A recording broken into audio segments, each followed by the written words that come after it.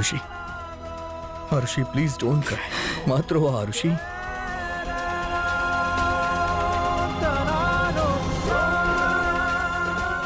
ये ठीक नहीं की करत आप सब। वाह बेटा, बहुत अच्छा। ई लड़की थोड़ा सा आंसू का बहा देलस, तब हमनी ठीक ना कर रहल बानी। एकर आंसू के तोके इतना परवाह बा, और हमनी के का दुख हमनी के भी भइल बा, चोट हमनी के भी पहुंचल बा।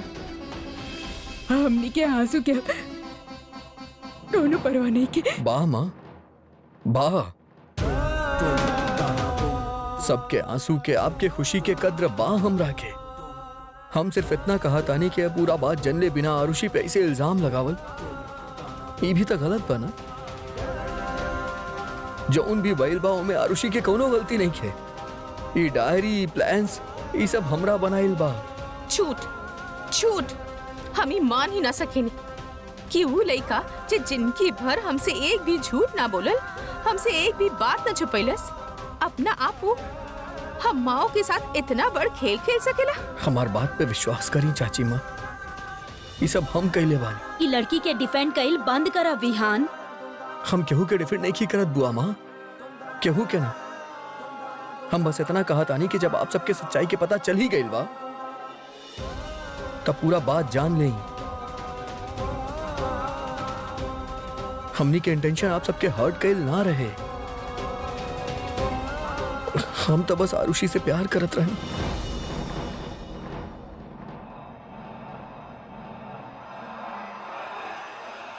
कितना खुश रहनी हम कि ये जमाना में भी हमने ऐसन बेटा पैनी जे हमनी के पसंद के लड़की से शादी कर रहल बा। Arrange marriage.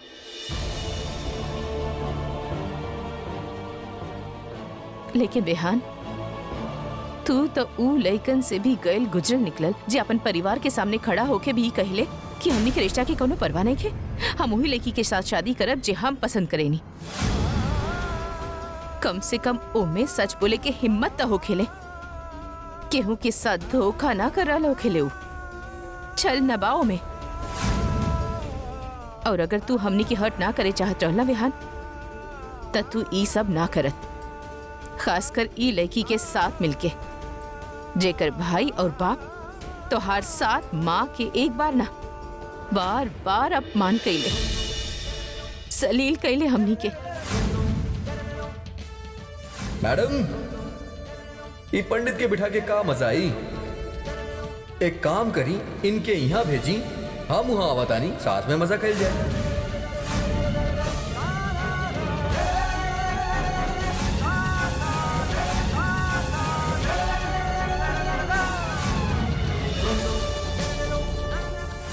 अनारदाने, पागल बाड़ू का तू?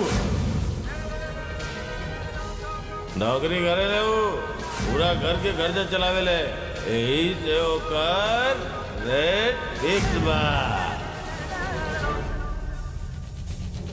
तू जानत रहला ना, जानत रहला ना कि अगर बाप और भाई हमनी के साथ काका कैले, फिर भी तू हमनी के बारे में ना सोचला। अरे तू तो ई तक ना सोचला कि जब हमनी की बात के पता चली कि तू एकर खानदान के साथ जोड़ के एक के बाद एक हमनी के धोखा देबा, तो कितना बुरा लागी। और हाँ, का करे गल रहला तू मुंबई? हम मुंबई जाता नहीं अभी। काहे ऐसे अचानक? माँ एगो बहुत अच्छा बिजनेस प्रपोजल आयल बा। एगो बहुत बड़ कंपनी हमनी के साथे कोलैबोरेशन करे चाहता रही। हम उनसे आज ही मीटिंग करे चाहता रही। बोला ना, हम बतावता नहीं तारा के ई करे गए रहला ना तू।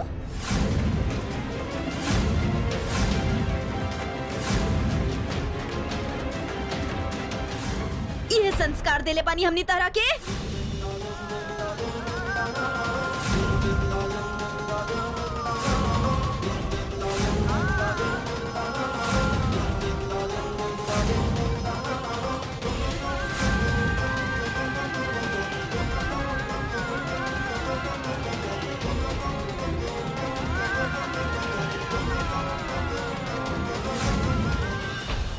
हमनी सब माँ के झूठ बोल के इ लड़की के साथ मुंबई घूमे गए रहला तू। आरुषि के प्यार के आगे हमनी सबके प्यार इतना छोट पड़ गए रहे।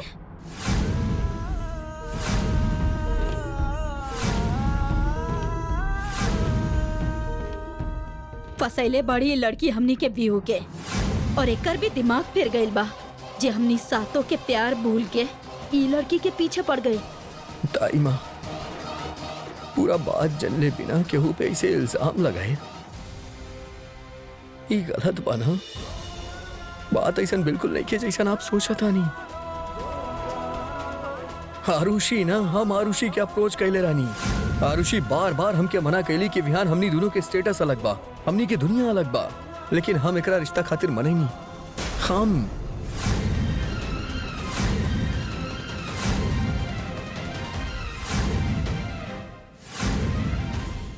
का कहला तू? नॉट बैड हमार बच्चा।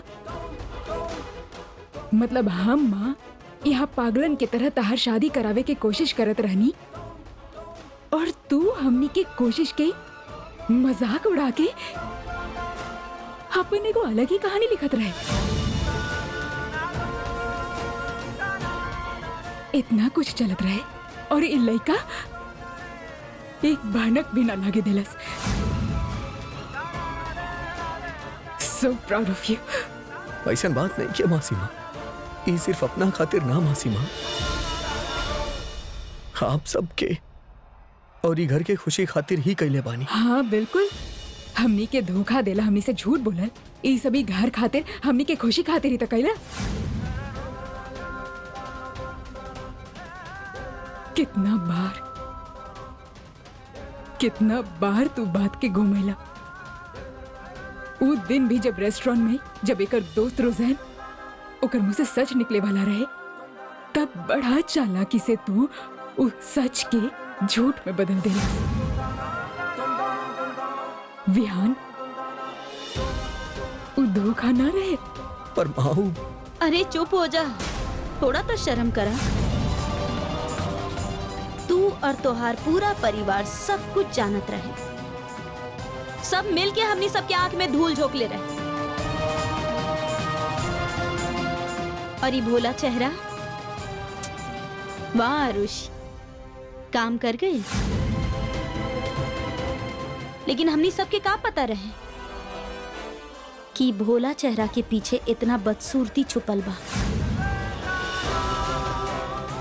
खैर, तोहरा से का शिकायत करे के, हमनी के अपना बेटा ही हमनी से दगाबाजी कर देले। कितना विश्वास करत रहनी तो पे विहान, तोर हर बात आंख मूंद के मान लेत रहनी। तो हर खुशी खातिर हम का कुछ ना कहनी, और तू सरा भी परवाह ना कैला अपन माओ के। एक बार भी तो हर मन में हमनी के ख्याल ना आयल बेटा। एगो लड़की खातिर तू अपन माओ के परे धकेल देलस। शर्म आ रहल बा हमके आज कि हम तो के जन्म देनी, तो के अपन दूध पिलेनी, अपन सब कुछ खो देनी, ताकि तू ए धरती पे आए और खुश रहे और हमनी के खुशी देवे। तो के अंदाजा नहीं खे कि वो माँ के कितना दर्द होखेला जब ओकर आपन बेटा, आपन खून ओकर साथ खेल खेले शुरू करेला। माँ, मन्नी की हम झूठ बोलने बानी, मन्नी की हम आप सबसे बात छुपाई नहीं, लेकिन एकरा पीछे हमारे इंटेंशन आप सबके हर्ट कैल ना रहे। हम बस आरुषि से प्यार करें, ओकरा बिना ना रह पाए। आप सबके कहे से डरात रहनी कि कहूं आप आरुषि से मिलने बगैर ओकरा रिजेक्ट ना कर दे। सच तो ई बा कि आप सातों के एक साथ एक ही लड़की के पसंद कैल हमके नामुमकिन लागत रहे।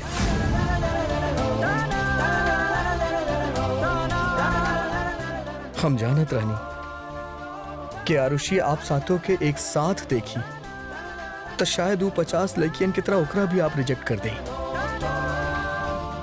यह खातिर ही प्लानिंग्स, ये डायरी,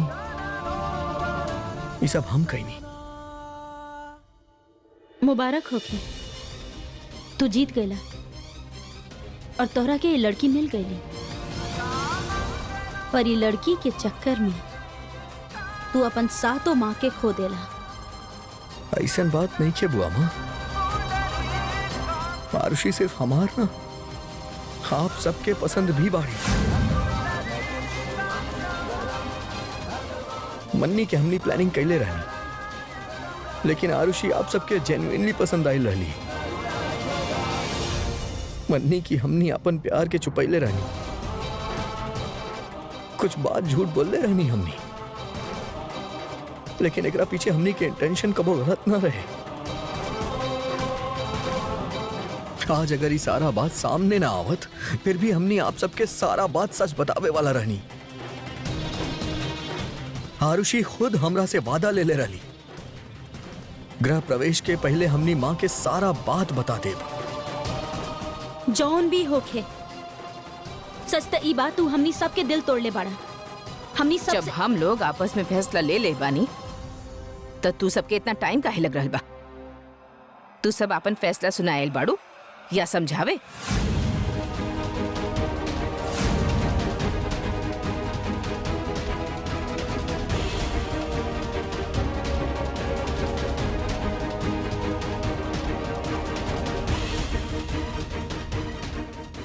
आरुषि के गृह प्रवेश एक घर में हो ही ना सकत।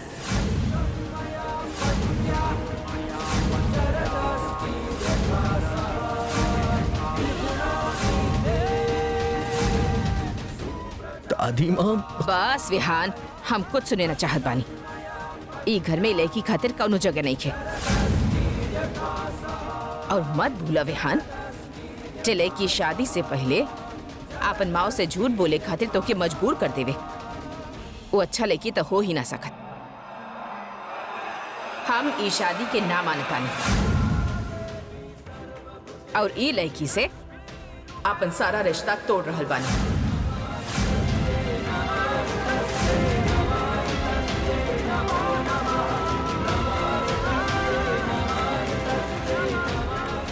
हम तो के एक और मौका दे सके नहीं विहान,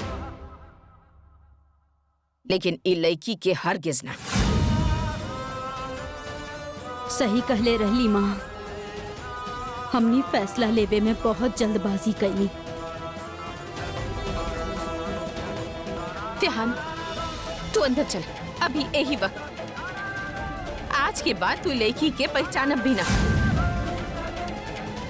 जे कहे के रहे कहा देनी और जे सुने के रहे सुन लो।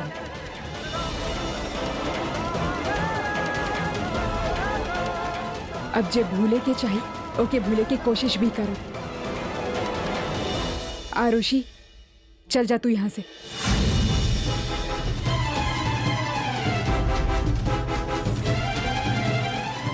सुन लू, तू जा यहाँ से।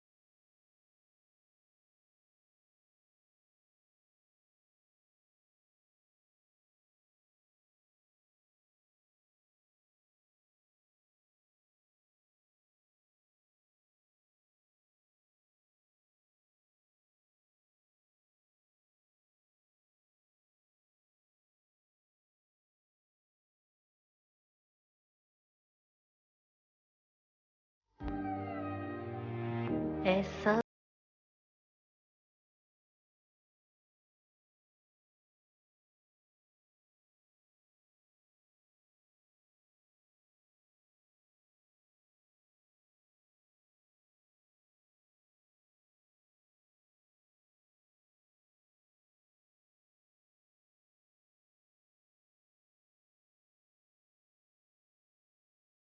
हमनी के रिश्ता के इतना शक्ति दी है ईश्वर कि दुनिया के कोनो परेशानी, मजबूरी या विनाश हमनी के एक दूसरे से अलग न कर पाए। हम दोनों हमेशा एक दूसरे के साथ रहे।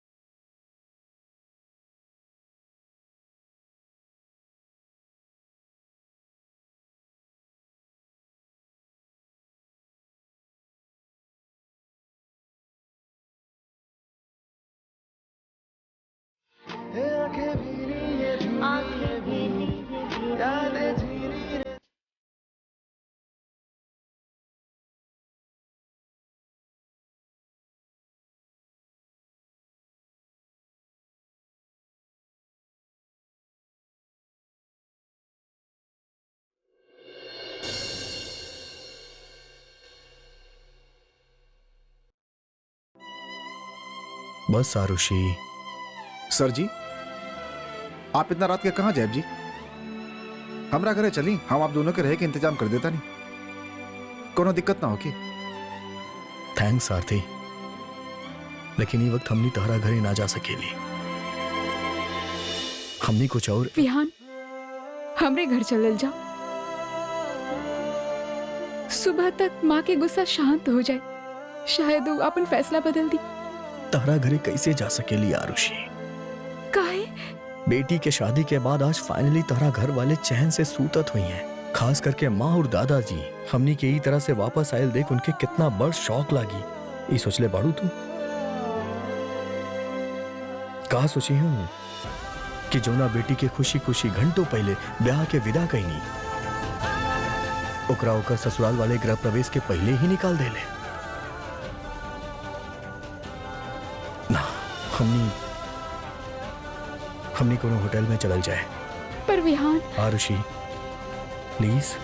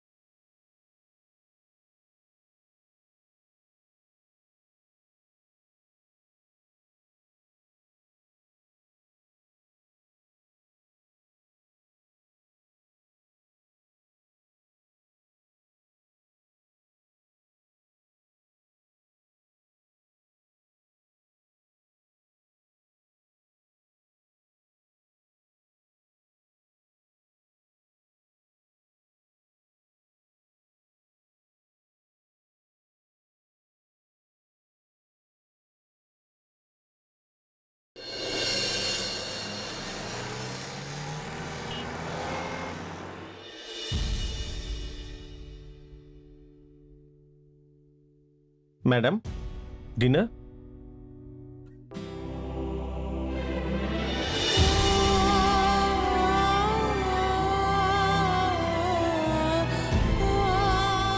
कुछ ना चाहिए। Okay ma'am.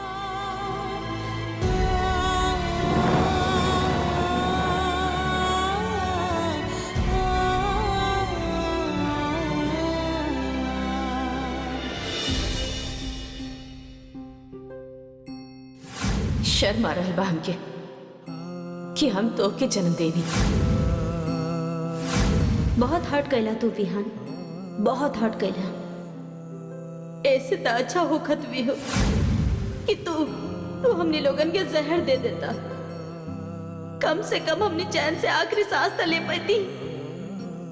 ये हमनी के बेटा हमनी के साथ कोनो छाल ना कैलस। सरप्राइज करे चाहत रहनी तरह के और खुदे सरप्राइज हो गई नहीं। इतना बड़ा शौक देले बड़ा तू हमनी सबके। चोट हमनी के भी पहुंचल, हमनी के आंसू के कोनो परवाह नहीं। प्यार में बह गई रही, कब वो सोच भी ना सकेनी कि हमनी के ई प्यार के इतना बड़ फायदा उठाई लेकी।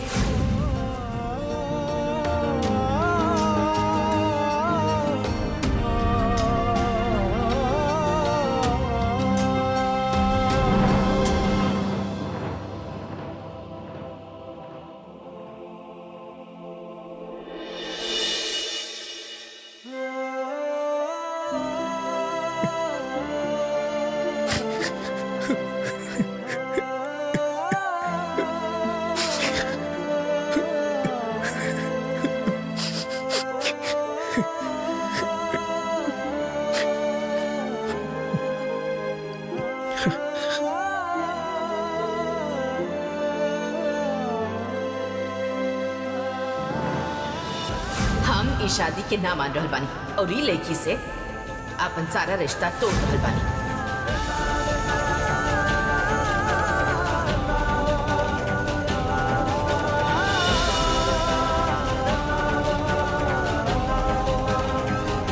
खुद गई तो गई, हमनी के बेटा के भी साथ ले गई। एक झटका में वो लड़की हमनी के सब कुछ छीन लेलस। विहू के वो लड़की के साथ जाए के का जरूरत रहे। हमरा के त हमार होश ना रहे, पर तू लोगन भी ओकरा के रोकला ना। पूरा गलती उ लड़की के बा। हमार बच्चा के कहे ले बच्चा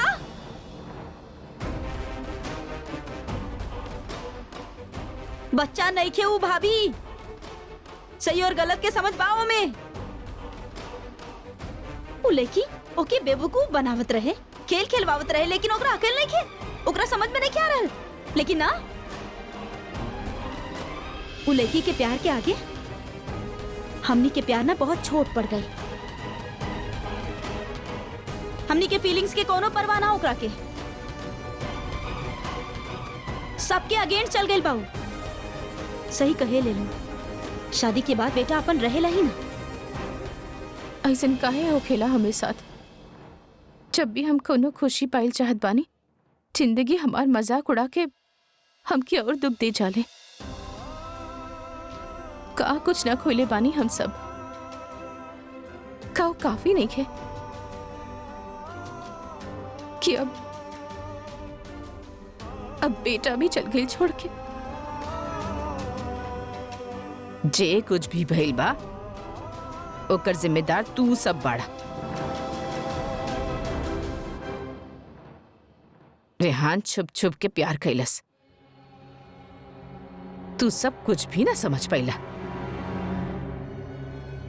ऊ लड़की के साथ मिलके घर के धोखा दर्द दे चल गई। तू सब फिर भी कुछ ना समझला। हम चीख चीख के इस शादी के विरोध करत रही, मिन्नत करत रही, लेकिन ना तब भी केहू ना समझल। हमार साथ देवे के बजाय हमरा खिलाफ खड़ा हो गईलू तू सब के सब। ठीक बा, करा लेलू ना शादी, शांति मिल गई। मुबारक हो गए। जब हम मर जाए माँ माँ, तब अग्नि देवे खातिर कोई बेटा भी ना होगी।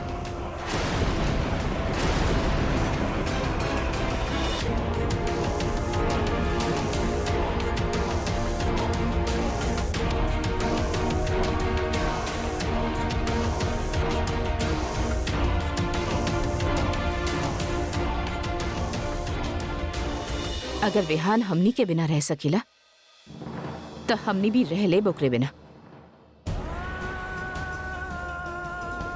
जब तक वो लड़की के साथ सारा रिश्ता तोड़ ना दी, ई घर में ओकरा खातिर कौनो जगह नहीं खे।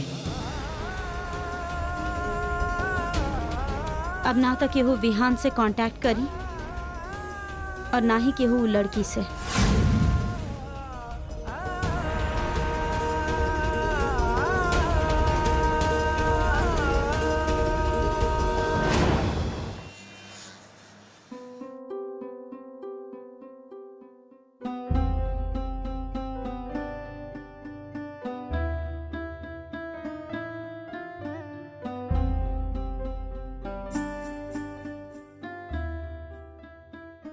विहान, तू ठीक बाड़ा?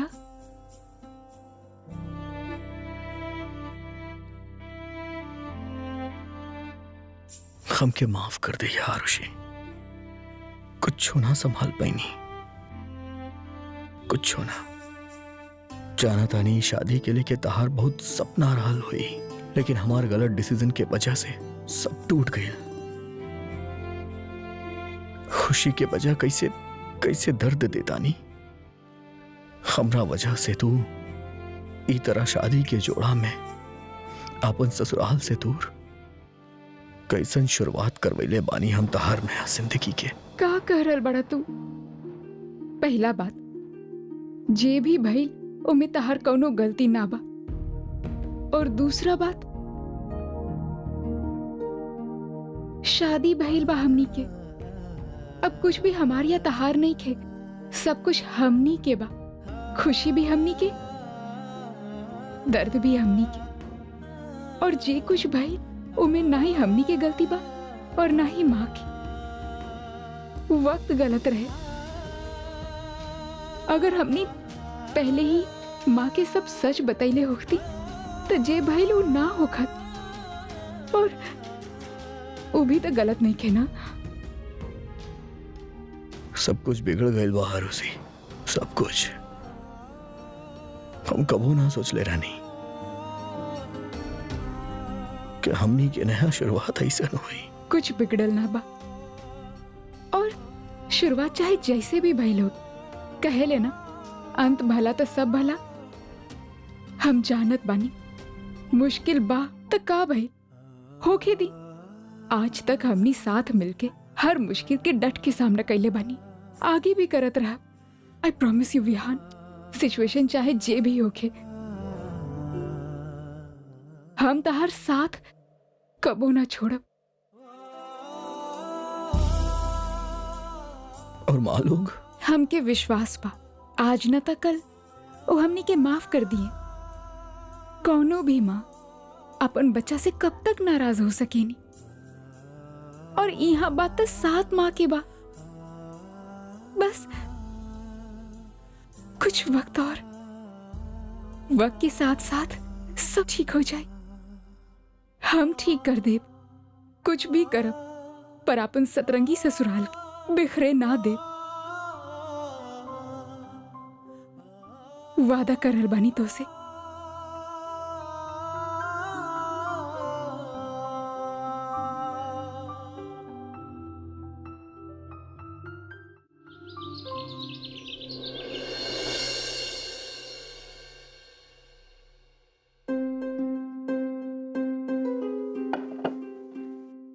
का भाई प्रियंका, बाकी सब लोग चाय ना पी है का?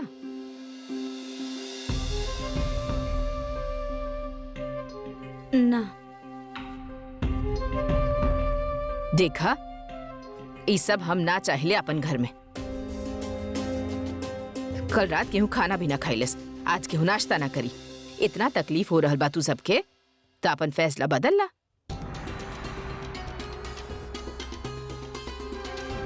जा बुला लाओ लड़की के। ना माँ,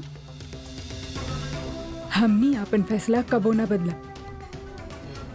उ धोखेबाज लेके के अपन घर के बहू बना के हमनी जिंदगी भर रोवे ना चाहता। हाँ, तो मगर इतने भूखा प्यासा रह के कौनो फायदा तो होखे वाला ना। प्रियंका सबका खातिर चाय बनावा।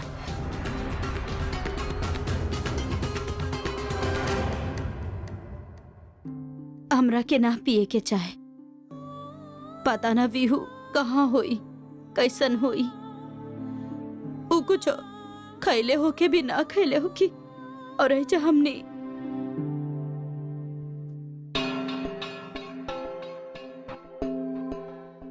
मनोहर,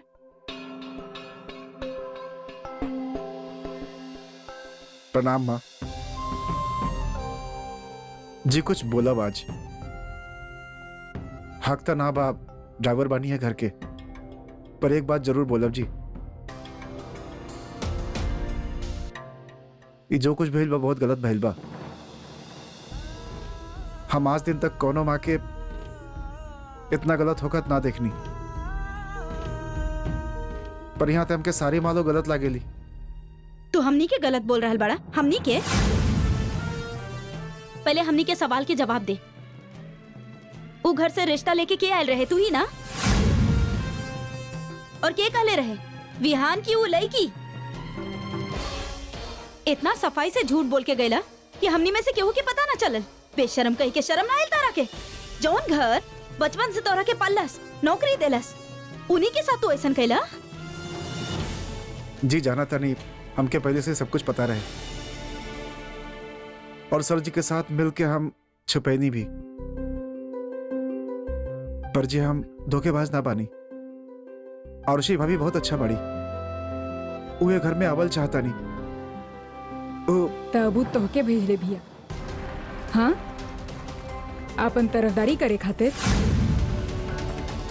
जा निकल जा एजा से, कुछ ना सुने के बा हमनी के। ना जैसन ना बा, आप गलत बानी। मनोहर, तू ये घर के ड्राइवर बड़ा ना? हमनी के घर के मामलात में बोले के तरह कोनो हक नहीं है। घर आवल करा, काम कैल करा और वापस चल जायल करा। और अगर तरह के मंजूर ना होके तो भले ही नौकरी छोड़ सकेला तू।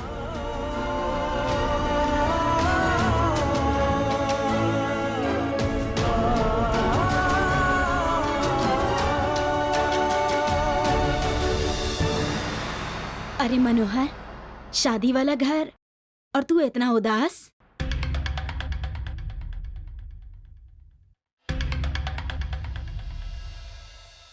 आई बाबूजी।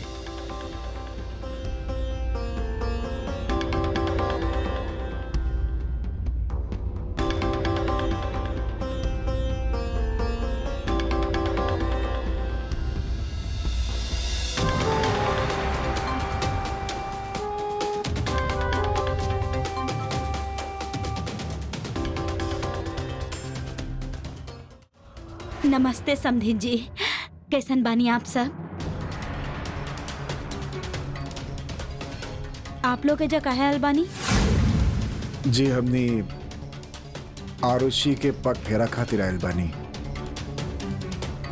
का बात बा, आप लोग कुछ परेशान दिखाई देता नहीं? सब ठीक ते बा ना? तो आप जाने ली ना कि का कुछ हो गई? ई तोहफा लेके आप हमनी के घाव पे नमक छिड़ के आयल बानी।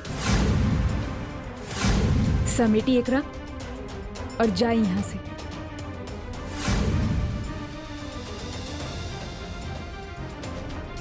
का कोनो गलती भइल हमनी से या हमनी के बच्ची से?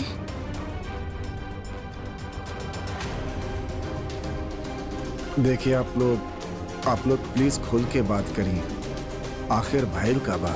ई भोलापन के नाटक छोड़ी, पहले तो खुद ही प्रॉब्लम क्रिएट करेले और खुद ही पूछेले कि का भइल बा।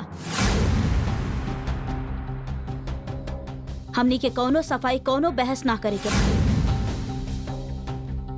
बेहतर ये होगी कि आप सब ऐसे से चल जाएं।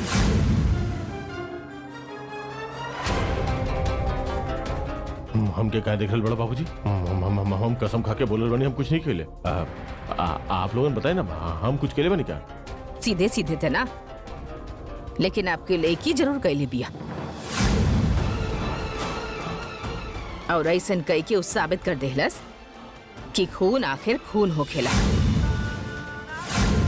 जौन बात के डर रहे उहे भइल। बेटी भी बाप की तरह निकलल। बोला कितना चाहिए? 10 लाख, 20 लाख, करोड़, 2 करोड़? ये पूरा शहर में हमनी के बेटा ही मिलल रहे फांसे खातिर। का मतलब बाप के? आप जानत रही ना कि विहान और आरुषि एक दूसरा के पहले से जाने ले।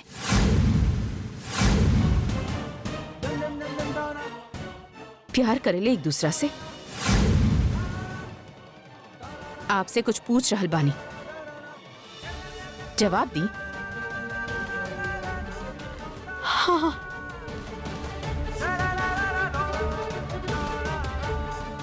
जब आप सब कुछ जानत रहनी तो ये लव मैरिज की अरेंज मैरिज काहे बना देनी? हमनी की आंख में धूल काहे झोंकनी आप? धोखा काहे देनी आप? प्यार करल कोनो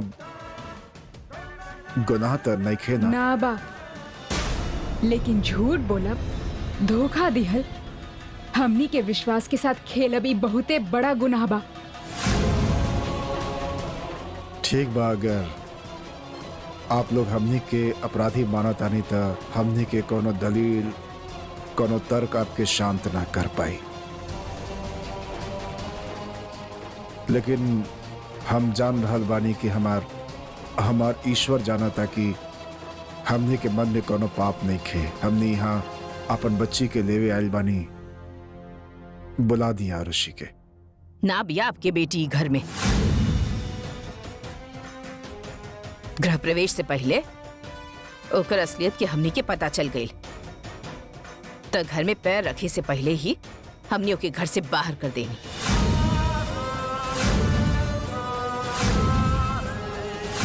चल गई वो अपन पति के साथ। कहा आप विहान और आरुषि के, आप अपन बेटा और बहू के घर से निकाल देनी, और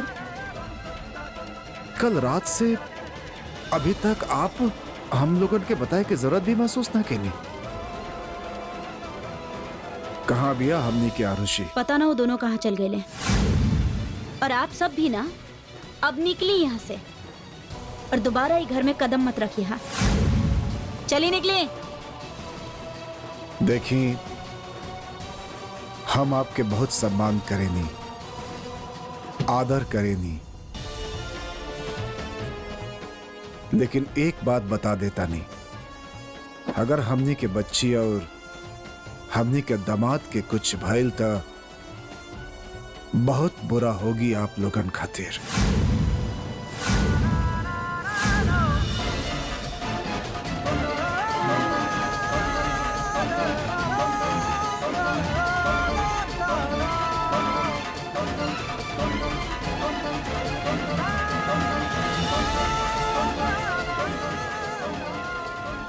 चला बहू।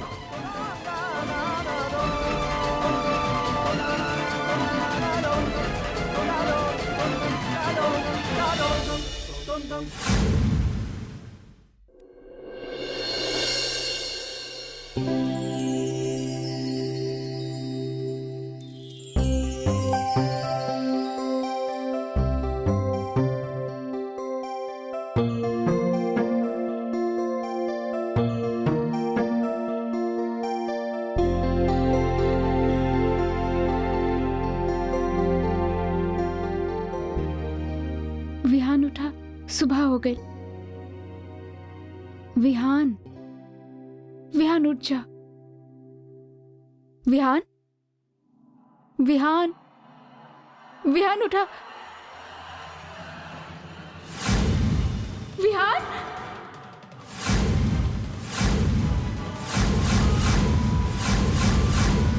विहान, विहान उठा।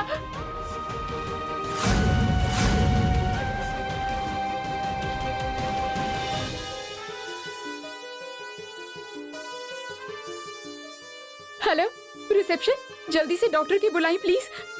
हमारे पति बेहोश हो गए बड़े। अब केहू के प्लीज भेजिए हेल्प खाते जल्दी। विहान, विहान,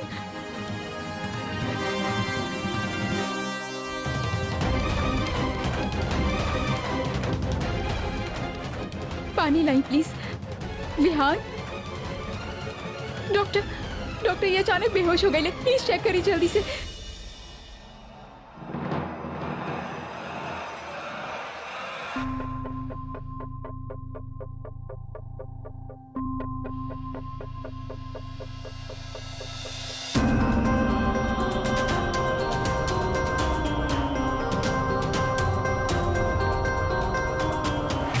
का खले रहले पीछा रात के ही? ना, कल से कुछ भी ना खैले। ये ठीक था बाड़े ना?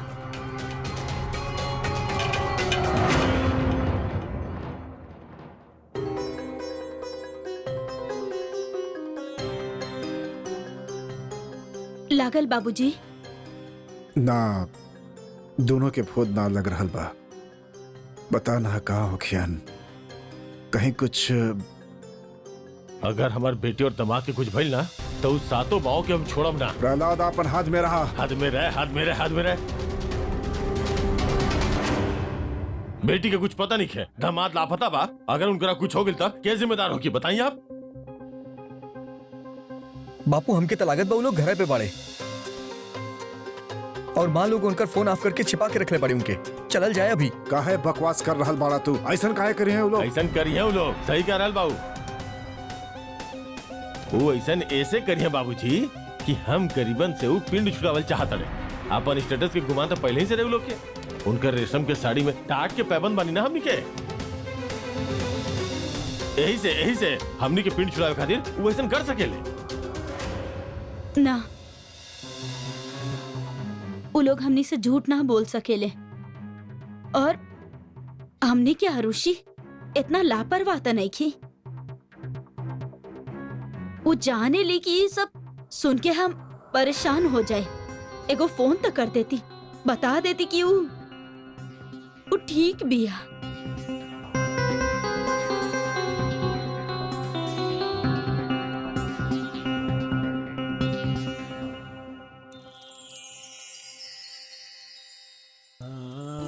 ठीक बाड़ा? हाँ आरुषि। अचानक से कहा हो गए रहे तो के?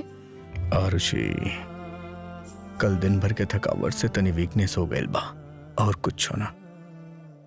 I am fine. पागल बड़ा तू, बात मत करो हमसे। अपन ख्याल न रख सकेला। यह हाल होखेला शादी के बाद पति लोग के। बीवी के धाक ऐसन कर बना तो और डांटब। अच्छा, फोन के बैटरी डेड हो गई रहे था। हम चार्जर मंगवाई है, फोन चार्ज कर लेता नहीं। वैसे सुबह तक तो कोनो कॉल ना आयल रहे। इतना प्यार करत रहली हूँ हम लोग के। ये एक बात से ऐसा लगत बा जैसे सारा परवाह ही खत्म हो गई बा। जरा भी फिक्र ना भइलू लोग के हम कहाँ बानी, कैसन बानी। एगो फोन तो कर ही सकत रहली ना। ऐसा ना बोलल जाला विहान। माँ बानी हो, नाराज बानी। एकर मतलब ई तो नहीं खे कि उनके हमनी के परवाह नहीं खे। हम उनके फोन करता नहीं ना, हमने उनके फोन ना करब। तू बस अपन घर पे फोन करके बताता। परेशान हो तो ही सब।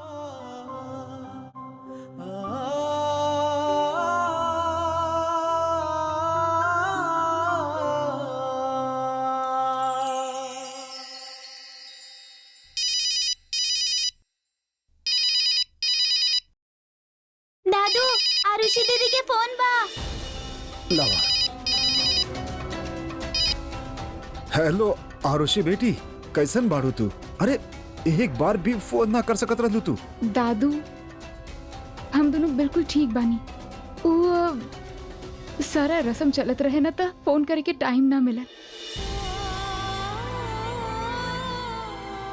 पता बा दादू, हम बहुत खुश बानी। यहाँ पे सब बहुत ख्याल रखेले हमार।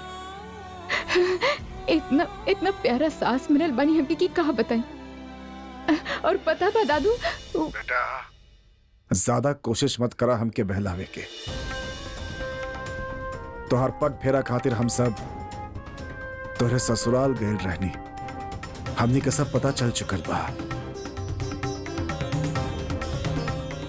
बेटा तू दोनों बाड़ा कहाँ?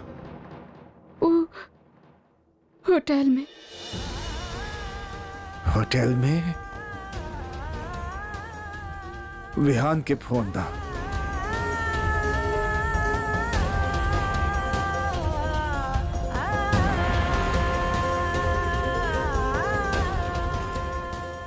प्रणाम दादाजी। खुश रहा बेटा। बेटा विहानी होटल में घर होते हुए भी तू लोग होटल में कहाँ ठहरल बाड़ा? अभी यही वक्त आरुषि के साथ घर वापस आ जा। ये तरफ कितना दिन होटल में ठहर बा? ना दादाजी, शादी के बाद ही तरह वापस लोग कहा गई हैं। शादी के दूसरे दिन ही लेके मायका लौट अली। हमके लोगन के ना तोहार जरूरत बा। लोग कहला तो कहे दा, कांटा चुभे के डर से केहू पैर काट के ना फेंक देला ना। तो से पूछत ना बानी, आदेश दे रहल बानी। अभी यही वक्त आरुषि के लेके घर लौटा। दादाजी हमार बात तो समझी। बेटा यहाँ कस्तूरी के रो रो के बुरा हाल बा। हम परेशान बा, सब परेशान बाड़न। हमके समझावे के जरूरत नहीं खे। तो के कसम बा हमार, अगर ऐसा ना केला तो हमार मरल मुंह देखबा तो। ना दादाजी, ऐसे मत कही। हम नहीं यहाँ बतानी।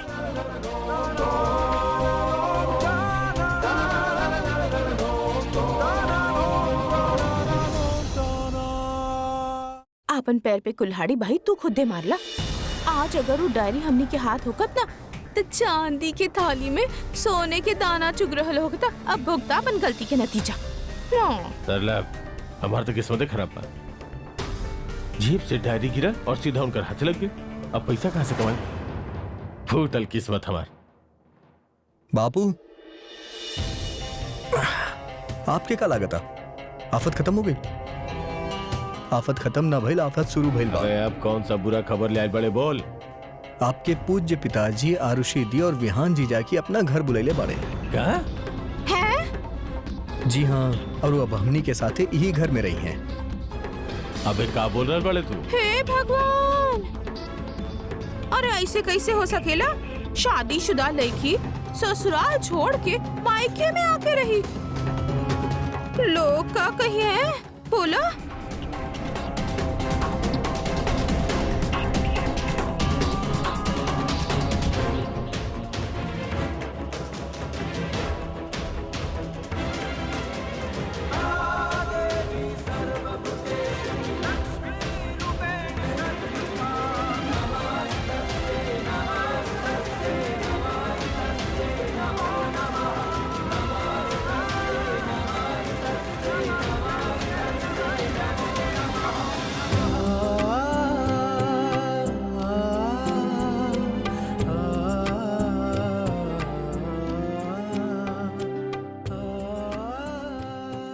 ना बेटा, चुप चुप।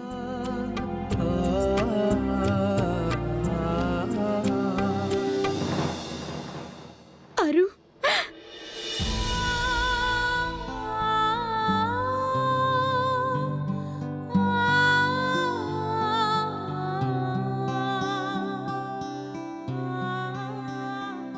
ना माँ,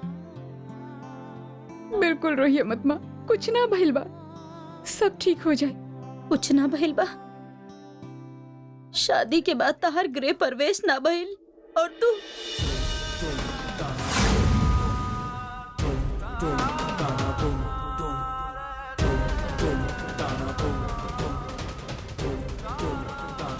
हमके माफ कर दिया।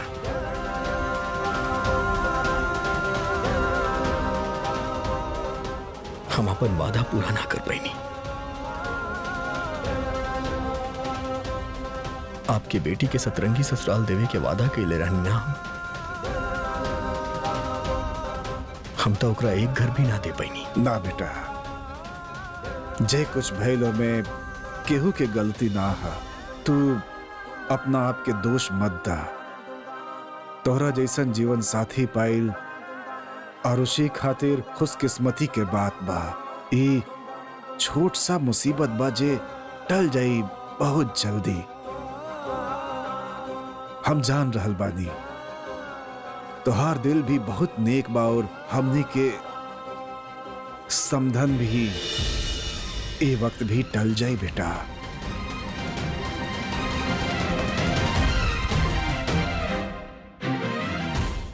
दामाद जी, दामाद जी, दामाद जी, कहाँ चल गए रहनी आप लोग? यहाँ हमनी के सोच सोच के सबके जान निकले जात रहे। आवा।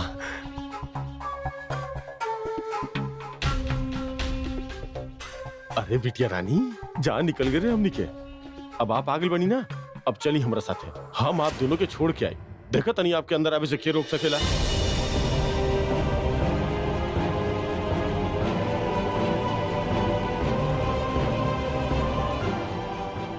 आप घर के लड़का बानी, आपके हक बनेला। चली आप। कहीं ना जइहानी।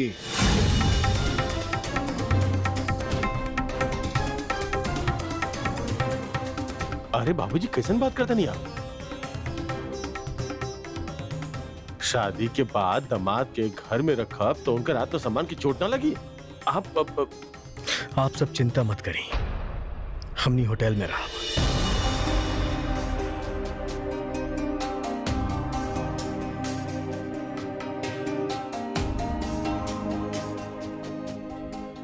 चला आरुषि।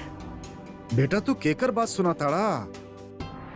ई हमार घर बा, यहाँ फैसला हम करेला। बेटा हम आरुषि के नहीं खे, तोहार भी दादा बानी। तू दोनों यही रहबा जब तक सब कुछ ठीक ना हो जाए। तू लोग कहीं ना जाइए। रहल बात सम्मान के, तब तोहार मान हमार मान बा। हम वादा करतानी कि ई घर में हमरा तरफ से ऐसा कुछ ना होके कि तोहार सम्मान के ठेस पहुंचे। बेटा ये सब सोचल अब जरूरी नहीं खे। अंदर आवा और फ्रेश होके आराम करा। बहुत थकल लगा ताड़ा। चला ना जीजू। चला।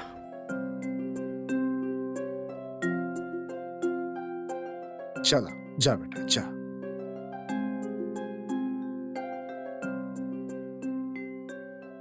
और सुना, हम जन पैसा देले रहनी शादी खातिर, ओमे से जन पैसा बचल बा ओमे से विहान खातिर टूथपेस्ट, सेविंग किट और कुछ कपड़ा वगैरह लेके आवा। हमारे पैसा से? हाँ हाँ। अरे बाबूजी, दामाद जी के बटुआ में पैसा होखी। माता लोग घर से निकलने बाड़े, बैंक अकाउंट से अलग नहीं खे कैले। क्रेडिट कार्ड, डेबिट कार्ड तो होखी ना दामाद जी के पास। तो जात भाड़ा की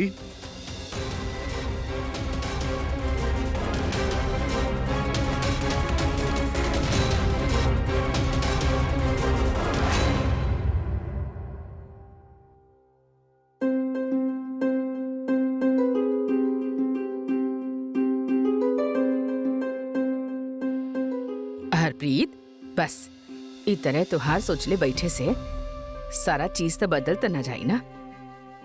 जे भइल अच्छा ना भइल माँ, शायद विहान के रोक लेवे के चाहत रहे। का मतलब बा तोहार? पता ना माँ, पर रह रहे के हमार जहन में एक ही सवाल आवेला कि सब में विहान के का गलती बा। एक तरफ उ लड़की बिया और दूसरा तरफ हमनी। दोनों तरफ से तो विहान फंस गई ना माँ। जे और भी जाए गलत ही होगी।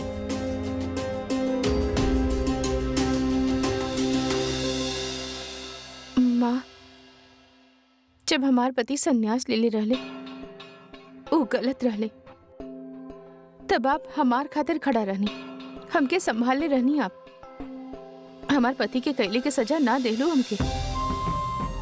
ऐसे में आज वो आरुषि जे कैले बिया, ओकर सजा विहान के काहे मिलत बा माँ?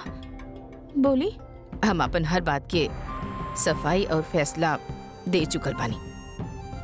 हमके बार बार एक ही बात नहीं करे के बा। माँ, आज हमार सवाल के जवाब देवे के पड़ी आपके। हमके ना देवे के बा। काहे ना देवे के बा आपके? काहे कि इस सवाल के कौनो जवाब ना बा आपके पास, यही खातिर। माँ, ई बार आपके निगरानी में जे होखत बा वो गलत बा। जरा सोच के देखी।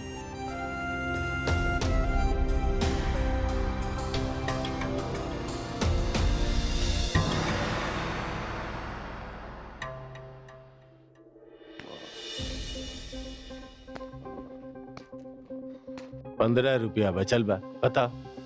एकरा में तो दारू भी नहीं। अभी पैसा से तार जीजू नहाई धोई खाई पी।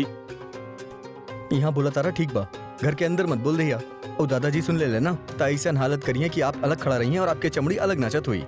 डरवावा तड़े हमरा हैं? अबे कबो तो काम के बात कर लिहल कर मनहूस। कर छोड़। अब सुन, घर जाके ई जीजू के सामने ऐसा दिखावे के बा जैसे कि हमनी भयंकर गर्मी में मरल जाता नहीं, बहुत गरीब हो गए बनी, हमनी के पास कुछ नहीं है। हो सकेला कि कुछ माल हाथ लग जाए।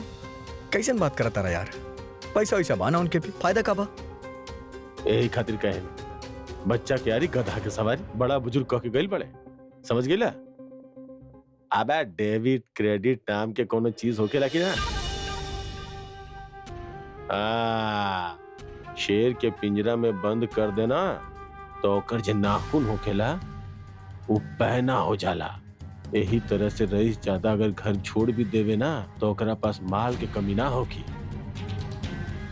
कुछ ना कुछ हम ओकरा पास से निकाल सके नहीं। यही खातिर हमनी के बड़ चालाकी समझदारी से लपेटे के होकी ओकरा। आइल बात समझ में? समझ के नहीं। चला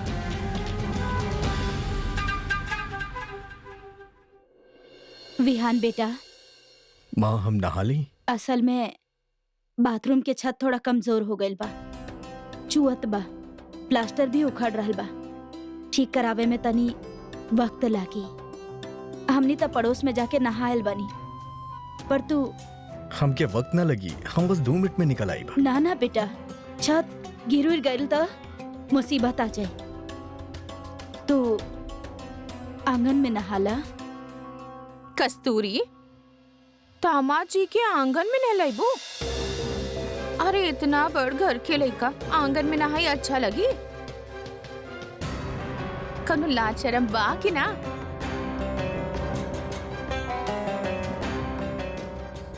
माँ लाई, हम आंगन में ही नहा लेब।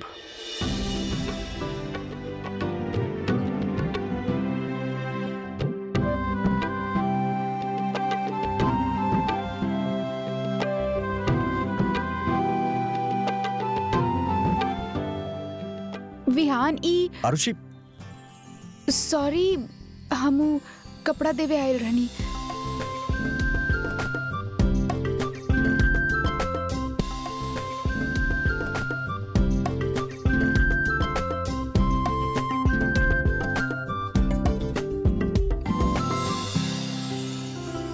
वो गिर गई।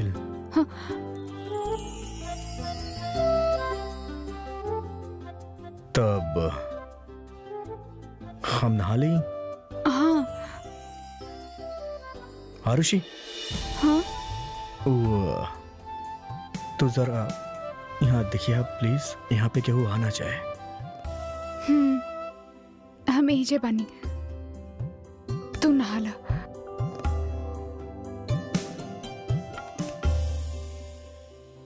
तहर साथ पावे खातिर का ना कर रहल बा। ऐसा जीवन साथी नसीब वालन के ही मिलेला। भगवान करे तू दोनों के जोड़ी हमेशा बनल रहे। जानत बनी माँ, बस अब माँ जल्द से जल्द विहान के घर वापस बुला ले। टूट गइल बा उनकर अबिना। हमके कुछ भी करके जल्द से जल्द माँ के विहान से मिलावे के ही पड़ी। वो एक दूसरा के बिना अधूरा बाड़े माँ। बहू बानी हम उ घर के, और हर बहू के सबसे पहला कर्तव्य हो खेले कि वो अपन ससुराल के टूटे ना दे।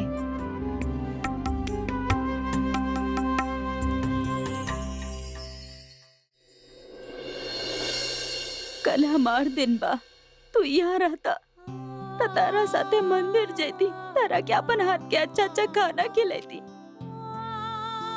तारा के बहुत प्यार करेनी बेटा। तारा अपन ताई माँ के बिल्कुल याद ना रहल बा।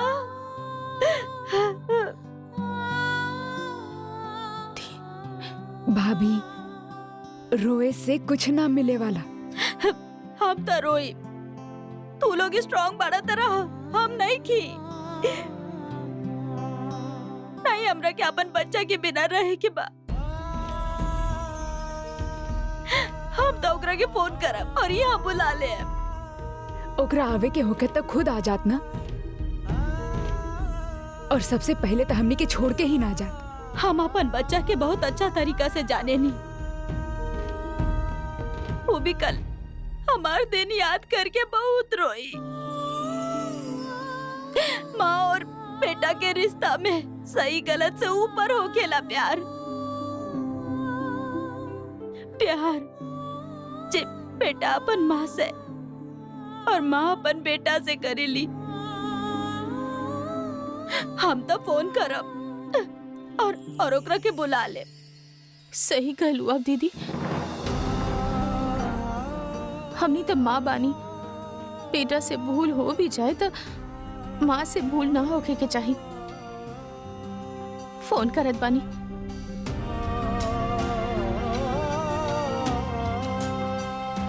रुक जा, क्या करत पड़ो तू? ऐसे ना रह पाए हम। आप लोगन जितना स्ट्रांग ना बानी हम दोनों। विहान की बहुत याद आवत बा। बस एक बार पूछ ल कि कैसन बा वो। जैसन भी बा हमनी के जाने की जरूरत नहीं है। वो एक बार भी हमनी के फोन कैलस ई जाने खातिर कि हम कैसन बानी। केकर खातिर आंसू बहावत बाड़ो? आज ओकर सब कुछ सिर्फ और सिर्फ ओकर बीवी बा। एक्सेप्ट कर लाई बात। रोला, शायद हमनी की किस्मत में यह लिखल बा। सुनले रहने की बेटा माँ के बुढ़ापा के सहारा हो खेले। संभाले ले। विश्वास रहल कि हमार विहू भी ऐसा बेटा होगे, लेकिन गलत रहनी हम। ओकरे के हमनी के कौनो परवाह नहीं है।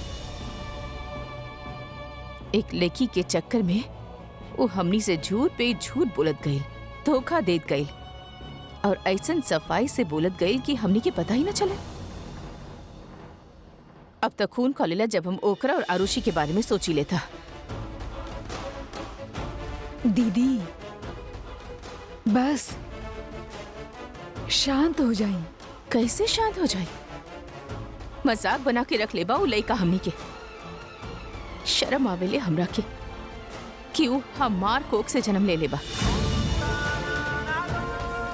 बस दीदी, इतना सब कहे की जरूरत नहीं है। जरूरत बा हरप्रीत। काहे कि आज विहान उहे कैलस जे परसों पहले ओकर बाप कैले रहल। हमार पति हमके और अपन बूढ़ी माँ के छोड़ के चल गई रहल पैसा खातिर।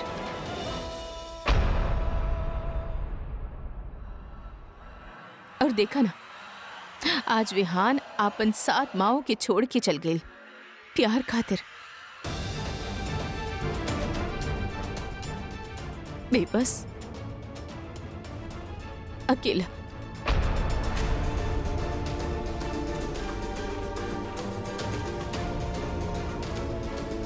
आखिर खून खून ही हो खेले।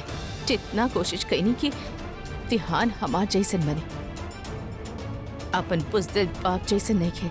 जात जात वो एक बार भी ना सोचलस कि हमनी पे कभी थी घर से निकलल। ये सब देखे से पहले हम मर काहे ना गई नहीं। दीदी कबो माफ ना करब, कबो ना करब। दीदी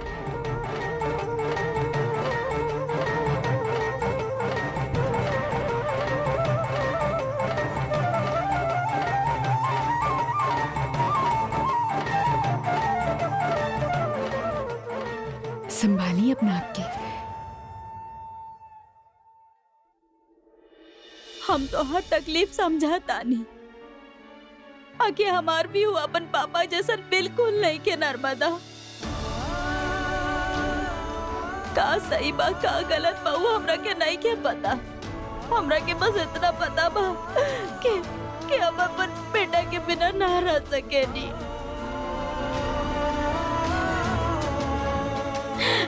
फोन लगा बाहर प्रीत।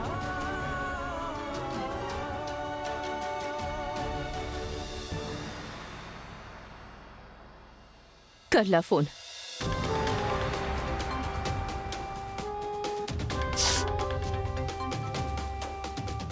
घर बुलावे के बाद अब बुला ला।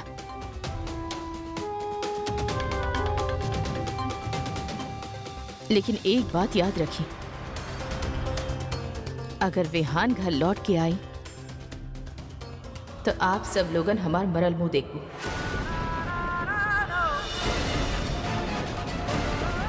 दीदी जाए, आप अपन फैसला पे अमल करें, हम आपन पे करब।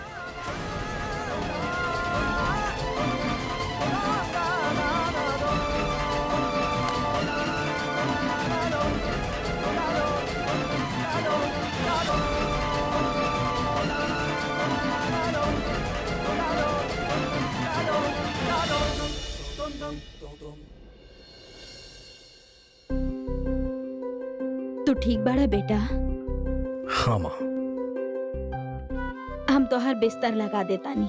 अरे हम यहाँ सो तब तो आप सब कहाँ सोती हैं? बेटा हमनी की चिंता मत करा, गर्मी शुरू हो गई बा, हमनी सब लोग छत पर ही सो जाइले। आप यहाँ सोती, हम छत पे सूत जाए। हेलो दामाद बड़ा, थोड़ा सेवा कराला अपन। ऊपर मच्छर होखी और तारा गर्मी लागी, इहे सो जा। काहे? मच्छर और गर्मी सिर्फ हमरा खातिर बाका? जब सारा घर वाले ऊपर सोती हैं तो उनके भी तो सेम प्रॉब्लम हुई ना? ना बाबा, तारा के आदत ना बा, इहे खातिर। आदत तो हमके माँ लोग के बिना रहे के बिना बा।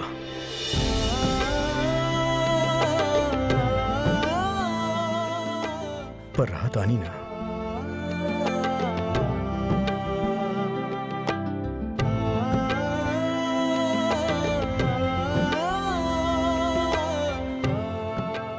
माँ हमके बहुत बुरा लागत बा, सिर्फ हमार वजह से विहान अपन माँ से दूर हो गई। ना बेटा, खुद के दोष मत दा, शायद जिंदगी के यह मंजूर रहा। बस एकरा बुरा वक्त ही समझा। हम भगवान से हर रोज प्रार्थना करेंगे कि जल्द से जल्द सब ठीक हो जाए।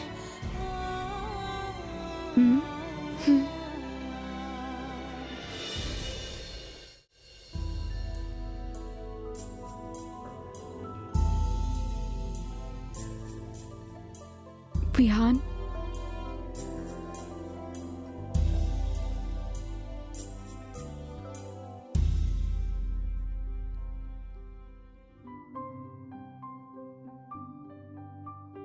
खाना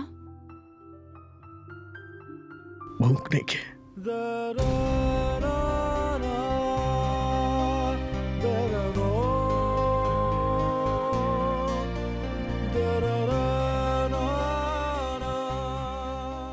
ऋषि तू तो कले रहलू एक दो दिन में माँ हमनी के बुला ली है, माफ कर दी है। फिर हमारे को बात मानबा,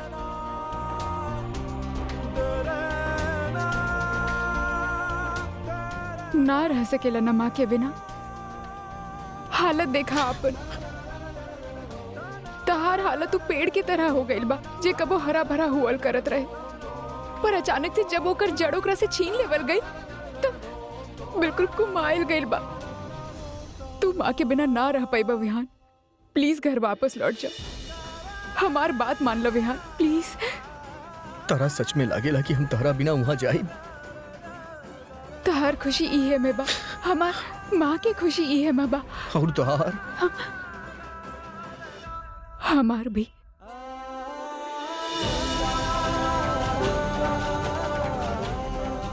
रह पैबू हमरा बिना? ऋषि हम जाना तानी कि हम माँ लोग के बिना ना रह पाइब। अंदर ही अंदर टूटा तानी हम, बहुत घुटन होत बा हमरा के, लेकिन सच ई भी बाकी हम तोहरा अकेला ना छोड़ सकेली। हाँ। ऋषि आज के बाद अपने से अलग होके के बात मत करिया। विहान खाना।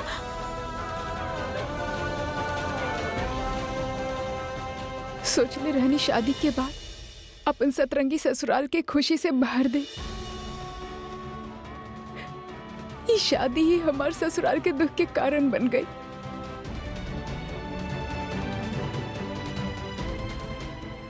ना, हम अपन ससुराल के टूटे ना दे। विहान जल्द ही अपन माँ से मिली। हमके उ घर के बहू के दर्जा फिर से दियल जाए। हम अपन विहान के आंख में, हमार माँ के आंख में फिर से कबू आंसू ना आए दे। वादा बा हमार।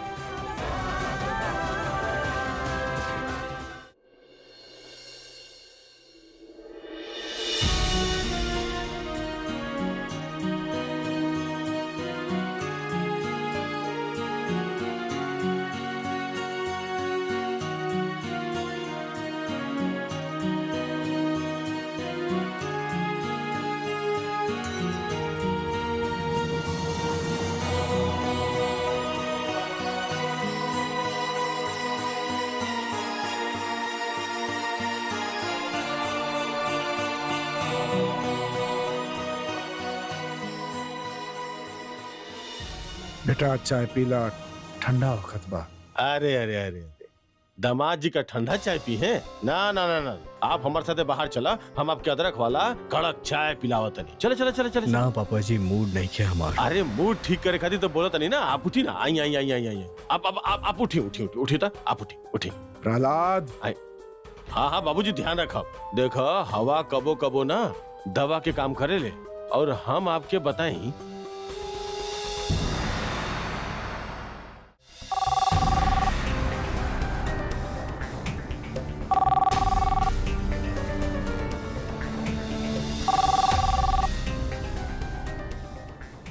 हेलो, हाँ, आप मीटिंग्स फिक्स कर दें। ना विहान के पता नहीं खे नेले मार रहल बिया, मीटिंग अटेंड करे। Thank you. तो हर पूरा तैयारी हो गई ना बेटा?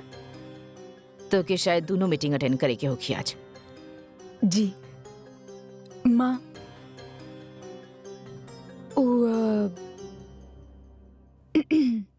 विहान। विहान का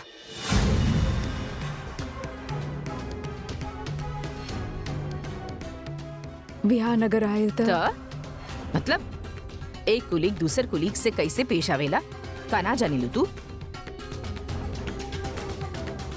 वही बिजनेस के हिस्सा बा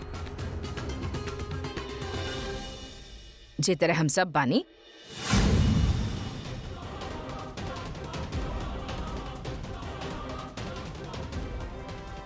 ऑफिस में जैसे ऑफिस के काम हो खेले ओकरे के निपटावा और घर आवा। बिजनेस एंड पर्सनल लाइफ अलग अलग होके के चाहिए। जी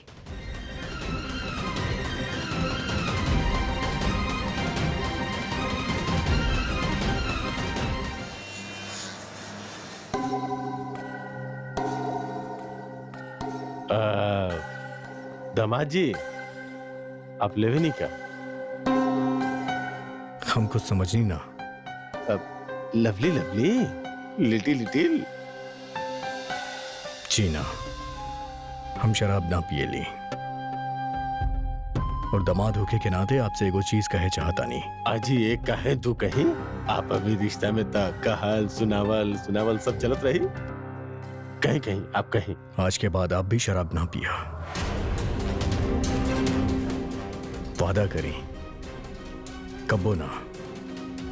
आप जाना था, शराब सिर्फ आपके खातिर ना, पूरा परिवार खातिर एगो शराब की तरह बर्बाद कर देगी।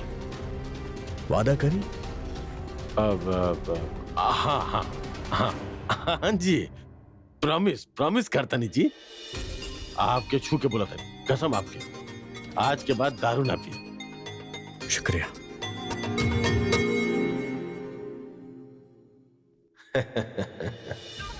हमार जबान कितना पक्का बा ई सारा दुनिया जाने ले। आज पहला बार हमारा अमीर दामाद जी कुछ मंगले बाड़े हमरा से। ई अमीर ज्यादा खातिरी ई झूठा प्रॉमिस ही सही। सही मौका बा बेटा प्रहलाद। लोहा अपन ही आग में तब के गरम होकर पड़ल बा। मारा थोड़ा। अब दामाद जी देखी, बहुत दुख होता हमके तोहरा के हाल में देख के। बताओ तोहार माँ लोग के दिल में तो थोड़ा सा भी ख्याल ना आए कि कितना गलत केले बनी हूं। अरे गुस्सा रहल तो 2-4 चाटा मार के गुस्सा बाहर निकाल लेती। अब माँ बेटा के तब समझ में आवे लगी चला माँ बेटा से नाराज भी है। हमार बेटी है जे कहार ओकर डोली उठौले रहले, ओकर कंधा के दर्द अभी खत्म भी ना भइल हो कि ओकर उल्टी विदाई हो गई। कितना तकलीफ होकेला हमके। देखिए आपके कहला पे हम आपके कसम खैले बानी कि शराब ना पिए। तो ई नाता हम भी तोहरा से कुछ कहल चाहतन। देखा दामाद जी, हम जितना बुरा लौके नहीं उतना बुरा बानी ना। हमके बहुत चिंता रहेला आप दोनों की। हम आपके आत्मसम्मान के बहुत अच्छा तरह से समझी नहीं। अरे कौनो जरूरत नहीं है घर में जाए के जे घर में आपके धक्का मार के बाहर निकाल दिल गेल होके। अरे हमार घर आपके घर बानू का, हमार परिवार आपके नहीं खे। हाँ बा, बिल्कुल बा। और हम आपके माँ बाप के प्यार देहब। हाँ हाँ बेटा, भले ही वो घर से रिश्ता तोड़ देले होकी, वो घर में दोबारा कबो मत जाइए, मगर आपन हक मत छोड़िए बेटा। हमार बात मान जा। शेयर, बिजनेस, प्रॉपर्टी वो घर से अलग कर ला। तू घर के इकलौता चिराग बड़ा। हक बा तोहार। सब कुछ तू अपन दम पे इकट्ठा के ले बड़ा। और ये उसूल, ये आत्मसम्मान, ये बेकार के कांटा के निकाल के बाहर फेंक दा। फूल के माला पहने खातिर गर्दन के आगे कर दा। एकरे में ही समझदारी बा दामाद जी। खैर छोड़ी, इस सब बात के छोड़ी। आप खुशी खुशी हमारी बेटी के साथ बाकी की जिंदगी गुजारी। हम आपके माँ बाप के प्यार दे। ठीक कहा था नहीं ना दामाद जी? आप तो तनी मुस्कुरा दे हैं?